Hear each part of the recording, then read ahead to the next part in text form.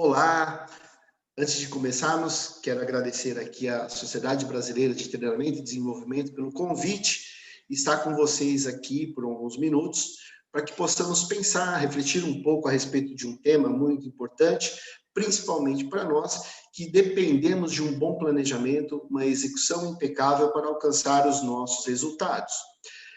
Vamos falar aqui em alguns minutos sobre o PDCA e o seu impacto na execução da estratégia.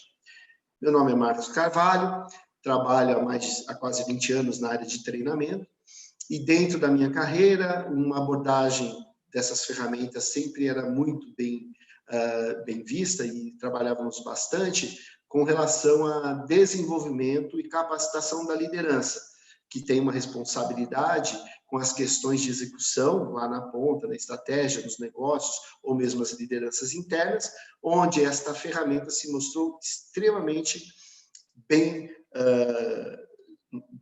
aplicada. Diante disso, uma das coisas que a gente quer iniciar é por que muitas vezes, quando se fala de PDCA, algumas pessoas não conseguem enxergar a sua efetividade. Muito simples, não se entende que o PDCA é uma ferramenta de auxílio da estratégia, da sua implementação. Ou seja, se a estratégia não estiver bem definida, se os planos de execução, os planos de ação não estiverem bem determinados, o ciclo PDCA ele vai nos ajudar a identificar gaps, mas não vai ser uma ferramenta de solução. E por isso é muito importante conhecer exatamente o processo. Será que realmente conhecemos o nosso processo ou achamos que conhecemos? Desenhar um processo é essencial para identificar os gaps, os gargalos, otimização, e aí sim definir se vamos mantê-los, extingui-los, ou uma melhora dos mesmos, ou até mesmo estabelecê-los de uma forma estandartizada. Para isso, no gerenciamento de processos, é muito importante, primeiro, vamos levantar quais os processos que nós temos e analisar a importância de cada um deles. E aí sim, fazer um desenho de alinhamento, onde esses processos conversem de forma azeitada, principalmente pensando nas áreas, pessoas, serviços ou produtos que serão impactados indiretamente. Gerenciar o desempenho desses processos e assim transformá-los de forma efetiva para os resultados e aí sim estabelecer um processo de melhoria contínua.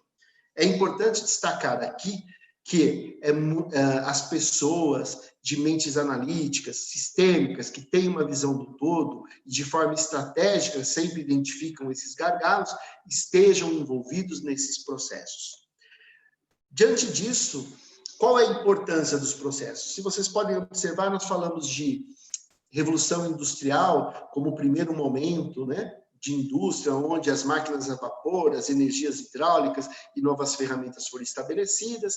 Na segunda revolução, a questão da eletricidade trouxe uma produção em massa. Na terceira, a época da computação e automação. E aí começamos a falar da indústria 4.0 a partir de 2011, né, onde falamos muito da internet das coisas. Um ponto interessante que, se a gente observar, é que a distância entre uma evolução e outra, ela é bem expressiva. Só que, hoje em dia, as coisas mudaram. A exemplo do momento que estamos passando, né, onde o Covid-19 acabou se tornando o acelerador oficial da transformação digital. Essa é a questão, essa é a importância da gestão dos processos, é fazer com que nós, a empresa, nossos setores, o todo, tenha uma flexibilidade e agilidade para se enquadrar nas novas realidades impostas, porque essas realidades independem da nossa vontade, independem das nossas observações internas. O Covid foi uma mudança que impactou de forma global a mudança de muitos processos. Diante disso, temos que estabelecer as características que distinguem a gestão dos processos. E aqui, de uma maneira um pouco mais lúdica, didática, nós dividimos isso em 5 pilares, entre esforço e tempo, onde, no primeiro momento, a definição das estratégias são extremamente impactadas pela definição do modelo. E, dessa forma, a cultura organizacional tem que estar muito bem preparada e ser flexível para que se evita batalhas campais e, muitas vezes, travando a evolução de uma implementação importante para todos os campos.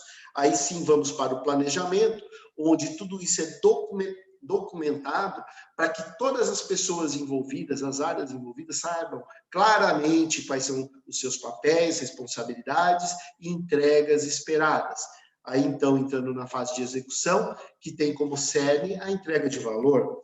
E assim, podemos, no momento da execução, lembrar que é uma fase crítica, onde a fase de controle será essencial para que os sinais sejam vistos da necessidade ou não de se rever o processo, se repensar o processo, ou, se ele for positivo e estiver caminhando para os resultados esperados, eles serem mantidos. E aí a fase final de monitoramento, e é importante que para essa fase tenha sucesso, precisamos ter definidos os KPIs, as formas de mensuração quantitativa e também qualitativa. Diante disso, se buscou várias metodologias e abordagens na gestão de processo, onde as 4 mais usadas são o Seis Sigma, que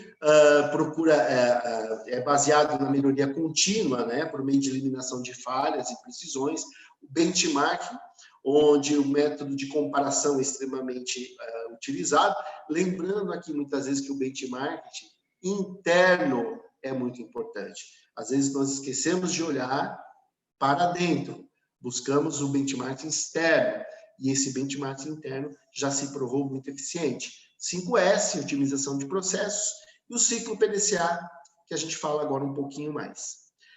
Qual é o grande diferencial da metodologia do ciclo PDCA? É a sua facilidade de implementação.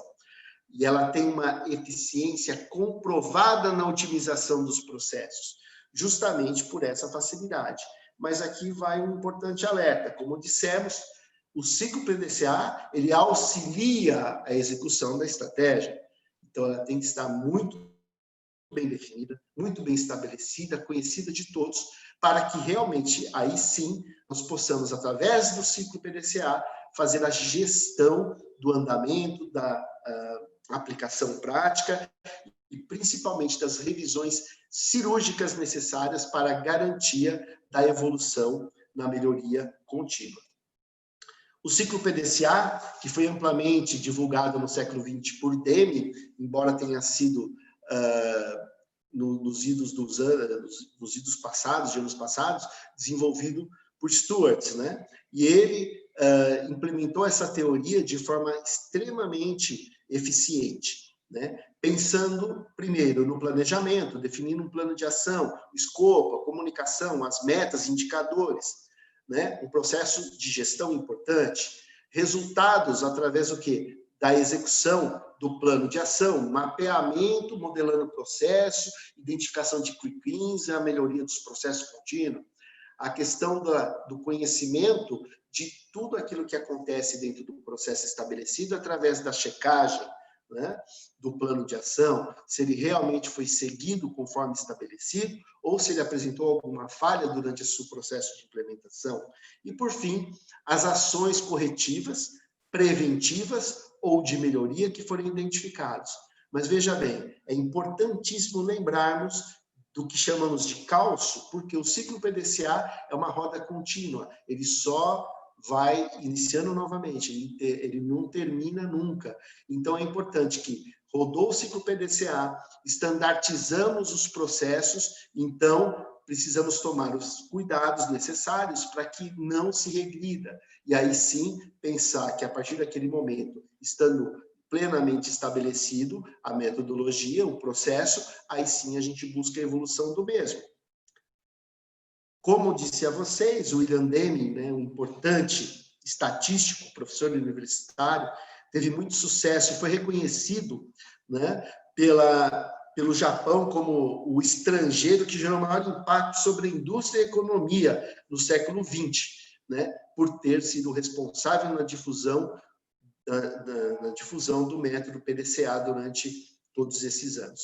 Então, amigos, fica aqui um momento de reflexão e acredito que vai fazer a gente repensar em como utilizar de uma maneira mais produtiva metodologias e processos que estão à nossa disposição, buscando sempre a melhoria contínua. Quero agradecer a vocês pela atenção, agradeço a vocês por esse bate-papo e a gente se encontra em breve. Muito obrigado, fiquem bem, fiquem com Deus.